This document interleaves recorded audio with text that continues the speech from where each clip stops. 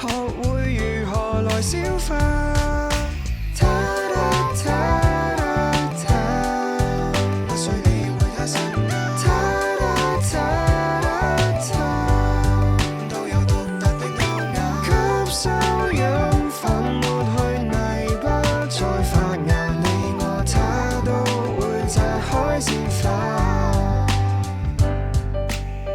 逢星期一至五晚上10點至12點，香港電台第二台，陳淑蘭、陳子清、吳家樂、彭詠儀、林思敏，他。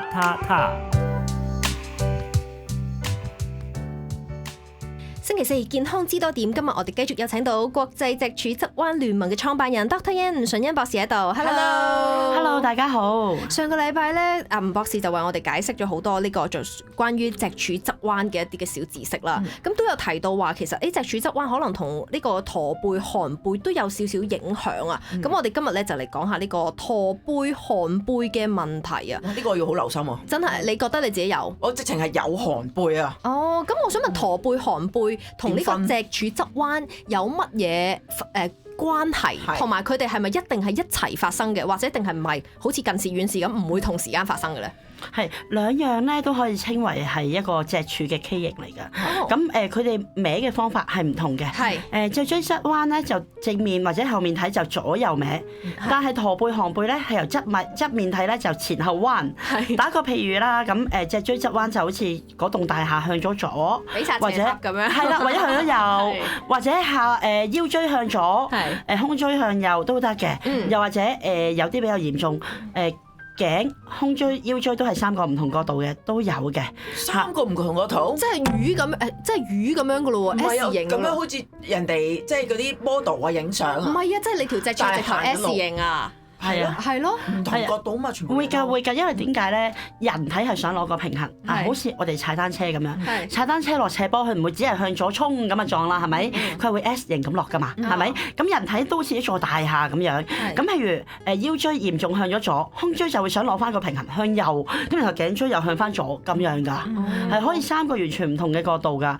咁所以咧呢樣嘢要注意翻，咁同埋駝背咧就好似大廈嘅幅牆咧，係成幅向前有少少前塌啦。係嚇，咁呢種情況會何時發生咧？例如有一個 S 型脊椎側彎嘅人，佢可能會有嚴重嘅駝背，我哋叫做脊柱後凸。咁呢啲情況就更加複雜㗎。係咪我哋正常可能叫做你一駝背駝背咧？細個嘅時候咧，阿媽咪咧就好興㗎，打你背脊，挺直條腰啊！真係有個朋友咧就係咁樣，佢有少少寒背，跟住佢每一次媽咪一見到佢咧就打佢背脊㗎啦，就拍佢背脊，叫佢企直啲，企直啲，甚至之後可能有啲器具啦。咁係咪我哋挺直自己，我哋挺胸收腹咁就可以唔駝背咧？嗰刻咯，因為正如我啱啱所講，我哋嘅骨咧係硬嘅，係人體嘅支撐，但係咧我哋啲肉係軟嘅，咁更何況好似兩位咁苗條，其實都唔係話好多肌肉噶嘛，係咪？咁我哋點樣攞軟嘅骨同硬嘅肉同硬嘅骨鬥力咧？呢樣係鬥唔到力噶嘛。咁所以夾硬用力去挺直咧，就係嗰刻會挺直少少，但係真係幾秒鐘就會冧翻。我成日以為咧，因為啲人成日話肌肉其實有記憶噶嘛，我以為我哋咁樣不停做呢個動作嘅時候，佢就會記到，或者已經鍛鍊咗我哋嘅肌肉，令到佢會咁樣即係定咗落嚟，就會可以改善添。肌肉係有記憶㗎，但係唔係刻意挺直嗰種，係要改變我哋嘅姿勢習慣，因為你好難長時間刻意挺直啊，個人會好攰啊。咁但係我就上一集教咗大家啦，點樣即係下半身唔喐，上半身微微向後挨，係挨喎。咁然後咧手心向前咁樣企，打開個肩膊嗰度打開。咁其實個人已經係可以保持到一個良好生活習慣。平時做嘢啊，或者睇手機啊，盡量唔好低頭，因為我哋用死物就自己嘅身體，唔好用身體去就死物，咁就會好好多啦。即係攞個支架架起佢。咁我想問下吳博士，點樣為之駝背？點樣為之寒背啊？呢個好好嘅問題啊！嗱，呢個亦都係重心所在啊！嗱，我哋分為兩樣嘢嘅，有一個叫做姿勢性嘅寒背，即係咩意思啊？即係我哋習慣唔好，搞到咁，令到肌肉好繃緊啦。嗰啲筋膜就縮短咗啦。但係個骨骼本身冇問題嘅，叫做寒背。你只要刻意挺胸咧，你可以暫時變翻直嘅。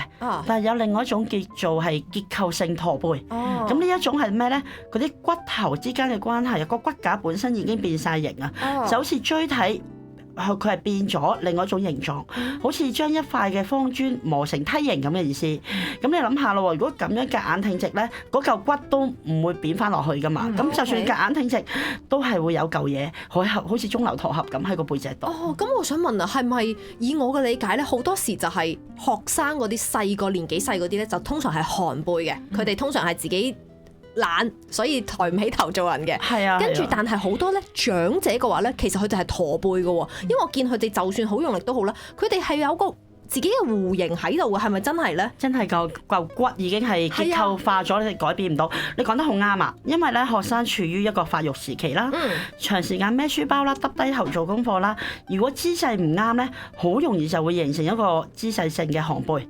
但係老人家咧就多數係一啲結構性問題啦，因為隨住年紀增長啦，骨質疏鬆啦，椎體嘅壓縮性骨折啦，都會搞到即係形成一個駝背。所以學生多數係習慣性，有得糾正㗎，老人家就多數係退化性，都有得糾正㗎，不過需要嘅時間同工序就耐啲。兩者嘅成因同處理方法咧都會有唔同。咁我想問下啦，我自己私人問嘅，學思瑜話齋，咁我係小朋友嗰種懶啦，定係老人家嗰種駝背咧？你試下，亦都會試下拍埋埲牆，教大家個方法，好簡單。我哋叫做5點靠牆，即係咩意思咧？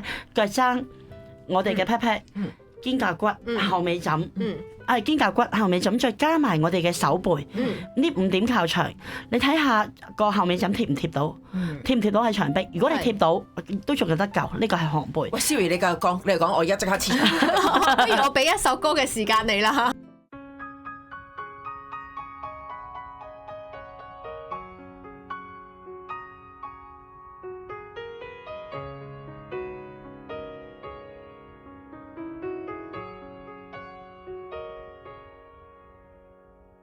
看到我高中同學手牽我手演出朗誦，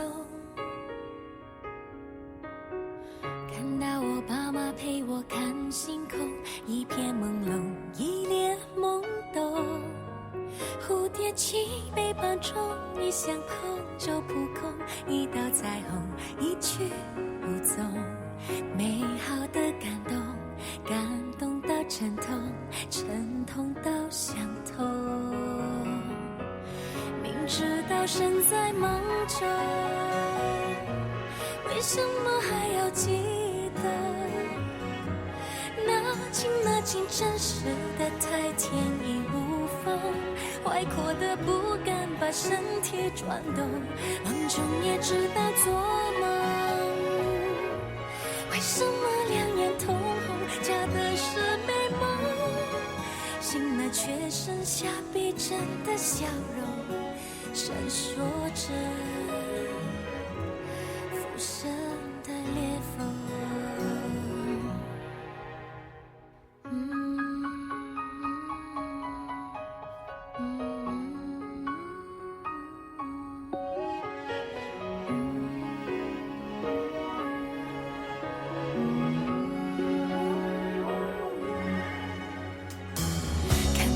身旁的人說我沒有不會成功，看到我愛過的人冷着臉說聲珍重，卻像嘲諷。往事其實透中不相碰，埋心中一個當洞，一道火紅，燒亮我的瞳孔，瞳孔感到疼痛，疼痛來自惶恐。明知道身在夢中，為什麼還要激動？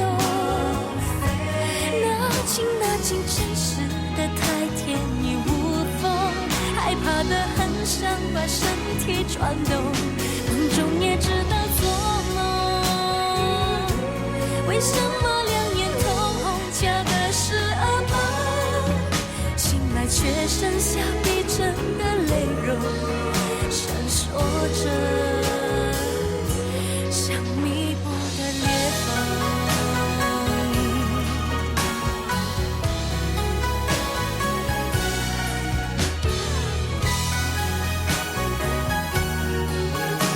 明明是一場夢，是誰說過夢非夢？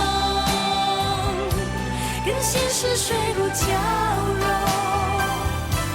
因此才会真实的太天衣无缝。不由我想不想看到晴空，花是花儿梦非梦，外部的两眼通红，假的是美梦，醒来却剩下逼真的泪容。我太懂，假装着不懂。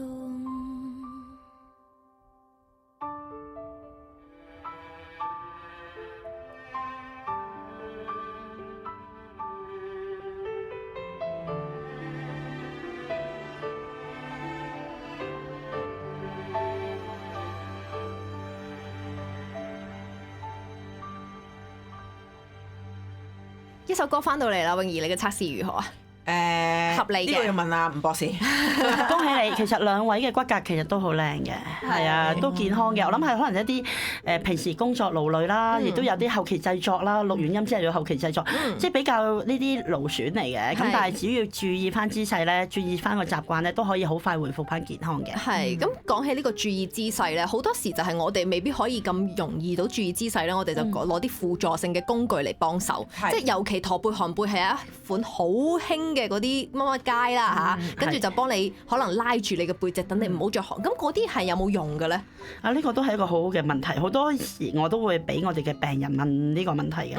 咁如果係一個單純嘅姿勢性駝背咧，咁呢個係一個作為一個提醒工具咧，等自己個習慣唔好再繼續駝落去咧，短期內係有幫助嘅。係，但係佢絕對唔可以從根本去解決到問題。點解咧？因為咧駝背係肌肉長期失衡嘅結果啊嘛。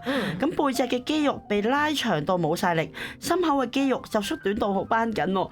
咁帶住一個矯正帶，佢係靠外力夾硬將你去掹翻直。咁但係咧，你啲肌肉依然係冇力㗎。咁甚至乎會產生一啲嘅依賴啊。咁所以咧，一除咗落嚟，身體又即刻抬翻晒。咁真正要解決嘅問題係要主動去放鬆繃緊嘅肌肉，強化翻冇力嘅肌肉，同埋將啲骨骼係去翻正確嘅位置，令佢嘅生理弧度去翻正確，唔好再繼續錯落去，令到自己有力去挺直，而唔使靠外力去綁住。咁因為長期依賴矯正帶咧，反而會令到咧核心肌肉群咧係會更加弱啊，更加薄弱。咁我想問呢個可能寒背、駝背同脊柱側彎有冇話邊個容易去治療啲，或者邊個係容易去復原啲嘅咧？寒背就最容易復原嘅，係因為個程度係最輕嘅。咁駝背同埋脊椎側彎好多時呢兩樣嘢咧，唔係話一定係8成以上啦，兩樣嘢都會係共同地發生嘅。咁一般嚟講啦，我哋就會去咁樣去劃分嘅。咁點樣為之嚴重？點樣為之唔嚴重咧？咁我哋係可以睇翻個度數啊。咁脊椎側彎嘅度數咧，呢個度數就係我哋所講嘅臨界點啦。一般嚟講，10度以內，我哋就會歸類為姿勢不良。咁因為冇一個人係0度啊，每一個人都有多少有少少側彎嘅，但係10度以內都可以嘅，即係叫做係可以透過觀察糾正姿勢嚟到去改善到個問題。但係10度至到25度咧，通常都會需要加入一啲嘅療程，定期去跟進，令到佢可以係個度數減輕啦，令到佢個情況會更加好啦。唔好惡化落去啦。25度到40度咧，呢啲就需要係戴矯形支架嘅黃金期。同樣咧都需要控制住個度數，唔好惡化。如果超過40至到45度啊，或者50度咧，嗰啲係每年會惡化得好快嘅。咁醫生就有機會評估係咪需要做手術啦。所以就話咧，及早發現啊，及早介入真係好關鍵㗎。咁我又想問一個問題啦。寒背寒到某一個境地啦，係咁就係駝背啊嘛，係咪？係啊。咁我點樣為之邊一個位就係你已經去到變駝背啦？係咪真係我哋平時真係成日見到啲婆婆係彎晒腰，個頭都見唔到咁滯，先至叫做駝背嘅咧？係啦，我啱啱教大家嘅健康小測試咧，可以呢個做一個幾好嘅篩查。即係當我哋5點靠牆，腳踭、pat pat、肩胛骨、後尾枕加埋手背全部貼晒出嚟，發現個後尾枕即係個頭後面啦，係挨唔到去埲牆，嗰個已經係比較嚴重，需要處理㗎啦。但係嗰個仲係叫做寒背定已經係叫駝背嚟㗎啦？已經叫駝背。因為你透過姿勢唔能夠將佢糾正啦嘛。我想問啊，可能小朋友啦，佢會有啲姿勢上嘅問題啦，或者係日常生活裡面有冇話啲乜嘢細節係令到佢會加速佢容易寒背駝背嘅咧？第一樣嘢揀書包好重要啊，一定要揀雙肩帶㗎嚇，而且要貼背㗎。咁我強烈建議大家用一個護脊嘅書包。OK。係因為我仔仔係用咗護脊書包之後咧，佢孭書包嘅時候發現個感覺上嘅重量輕咗一半。OK。同埋孭住個護脊書包咧，個人自然會挺直嘅。係，我想問下咧，而家有啲護脊書包咧，即係好多都係嗰個腰嗰度仲有條帶，好似安全帶㗎嘛，使唔使扣埋嗰條等佢再貼啲嘅咧？扣埋會好啲，咁但係個護脊書包要注意翻係啱翻我哋生理弧度，係有翻個 S 型去承托，最好係訂做一個書包，因為每個人嘅生理弧度都係唔一樣。係，咁除咗書包之外，仲有冇其他嘢？可能凳啊，或者瞓覺都會影響到㗎。有啊，嗱，第一樣嘢咧，書包嗰度啱啱講咗啦，要注意一點就個重量唔好超過自己體重嘅10至15%。坐姿嗰度一定要坐滿張凳。咩叫做坐滿張凳咧？即係個 pat 啊，一定要係挨到最盡。如果挨唔到盡唔緊要，可能比較深啲嘅張凳，條腰後面可以擺個 cushion。睡姿都好關鍵㗎，枕頭高度要適中，要啱翻自己。咁仰睡嘅時候咧，個枕頭可以完全支撐到條頸嘅自然曲線啦。側睡嘅時候咧，枕頭高度亦都要等於你個肩寬，即係個膊頭嘅長度。咁令到個頸可以保持正直。咁呢啲睇嚟好微小嘅嘢，但係日積月累咧，就係決定你將來係挺直定係駝背。我有樣好有機會不切實際嘅問題，方法啦，想問下吳博士，其實佢得唔得或 work 唔 work 嘅？我哋去到公園咧，而家咪有啲馬騮棚架嘅，以前堪稱細個嗰陣時咧，話你玩呢啲嘅話，你個人會身高高啲嘛，因為啲骨戳落去咁樣係嘛？唔使揀戳嘅，即係你爬嘅時候，因為你已經拉咗啲骨啊嘛，細個嗰陣時。地心吸力咁樣係嘛？係啦，咁我想問下言下之意，如果譬如我啲筋骨嘅話，我可唔可以拉下嘅時候，咁我嗰啲減低咗嗰個咩寒背駝背，因為我幫佢拉鬆翻，同埋做咗伸展運動嘛，可唔可以咁樣做？其實呢個係一個好好嘅問題啊！哇，咁都俾我估中咗喎！其實呢個絕對有幫助㗎，因為係透過地心吸力，令到個骨與骨之間可能一啲好緊扣嘅錯位咧，可以放翻鬆。咁所以咧，有啲患者我哋建議佢屋企擺到就擺，屋企擺唔到都可以落公園做。其實係健康嘅，係好㗎，一啲伸展嘅運動嚟㗎。又或者平時日常生活，如果你識游水，游多啲水啊，其實都係一個好好嘅運動嚟㗎。係，同埋我想問埋咧，就係啱啱講到可能駝背係比較多係年長嘅患者多啲啦，咁係咪可能某個年齡之上，大家就要諗就係可能骨裡面就已經有少少可能骨質疏鬆啊，或者佢開始退化嘅原因，會導致我哋去有呢個原因，所以我哋可能某個年紀之上咧，我哋就真係再要注意啲自己嘅姿勢咧。其實咧任何年紀都要注意嘅，但特別需要注意嘅年紀就青春期。即係成長發育時間嘅時候，我哋需要注意。啲骨準備定嘅時候。係啦，第二個年紀就35歲打後。第三個年紀就係大概介乎於45，即係更年期時間，去到50幾，即係當中呢段時間，都係一啲容易係惡化嘅時段嚟㗎。咁然後去到點留意啊？我為將來準備啫，就係用我教大家一啲嘅檢測家居嘅簡單篩查方式，去時刻留意住自己有冇問題，或者有另外一樣嘢係身體俾我哋嘅禮物，你哋唔中意嘅禮物嚟㗎，係痛症。咁痛症唔係好嘢嚟㗎，但係痛症咧就好似消防即係火燭嘅時候，消防警鐘響嗰樣嘢。你響嘅時候，如果你盲目地係只係搽一啲止痛膏啊、食止痛藥啊，其實係治標不治本。應該正視翻個問題，點解會痛啊？不通則痛，即係當中啲骨架結構係俾緊個信號你需要去處理問題。所以遇到痛症唔使驚，但係要正視翻問題，即刻就要檢查翻個根本問題喺邊。OK。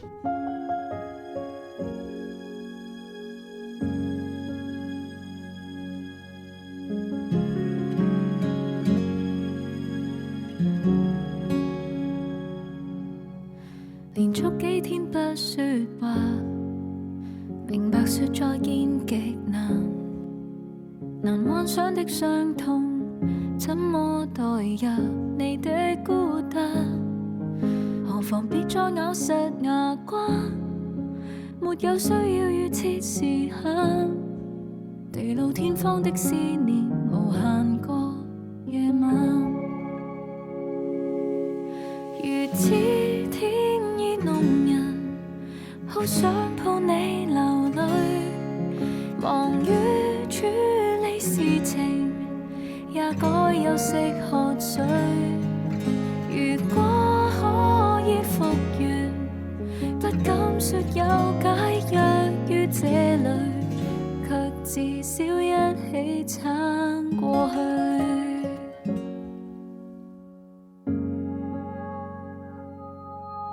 門窗的身影帶路，拿入雙眼聽朗圖，遺憾輕輕飄遠，好好活着重踏旅途，仍然未與往事和好，尚有太多秘密沒人知道，齊耐心的等，時候到就到。